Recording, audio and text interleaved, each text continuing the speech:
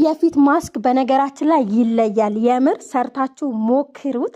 በጣም ቀላል እቤት ውስጥ ባለ ነገር በቡና ብቻ የሚሰራ።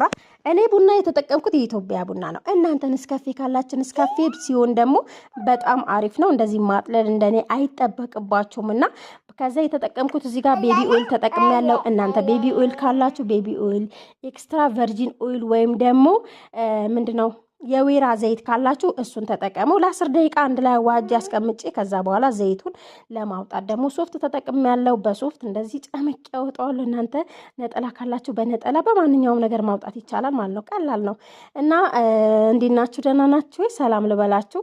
እኔ ደህና ነኝ እግዚአብሔር ይመስገን። በዚህ አጋጣሚ ለምንድን ነው ፎሎ ማታረጉኝ? ለምንድን ነው ላይክ ማታረጉት? ቪዲዮዎቼ እኮ በጣም ነው የሚታዩት። ገብታችሁ ብታዩ እኮ በሚሊዮን ቪዲዮ ታያለኝ፣ ግን ላይክ አታረጉኝም፣ ፎሎ አታረጉኝም። ለምን እንዴ? ጥያቄ ነው የፈጠረብኝ። ለማንኛውም ሙሉ ቪዲዮን ዩቲዩብ ቻናሌ ላይ አለ። የገጠር ልጅ ብላችሁ ስትገቡ በመጀመሪያ ይመጣላችኋል።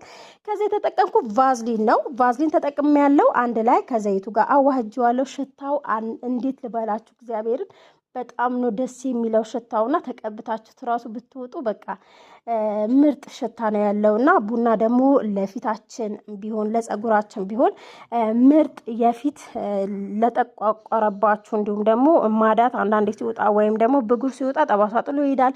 ያንን ጠባሳ ለማጥፋት በጣም ምርጥ ነው። ተጠቀሙት። እንዲሁም ደግሞ ቅንድባችሁ ራሱ ያሳድግላችኋል። ቅንድባችሁን ለሚነቃቀልባችሁ ማለት ነው ተጠቀሙት። እንደዚህ እያደረጋችሁ መጠቀም ትችላላችሁ። ፊታችሁን በደንብ ማሳጅ ማድረግ እንዳትረሱ። መሳጅ ነው የሚባለው ብላኛለች አንዷና። ለማንኛውም ያው ሰው ይሳሳታልና ምንም ችግር የለውም። እንደዚህ ተቀብታችሁ ለጥ ብላችሁ ጠዋት መታጠባችሁን እንዳትረሱ። በሌላ ቪዲዮ እንገናኛለን። መልካም ቆይታ ይሆንላችሁ። ባይ ባይ።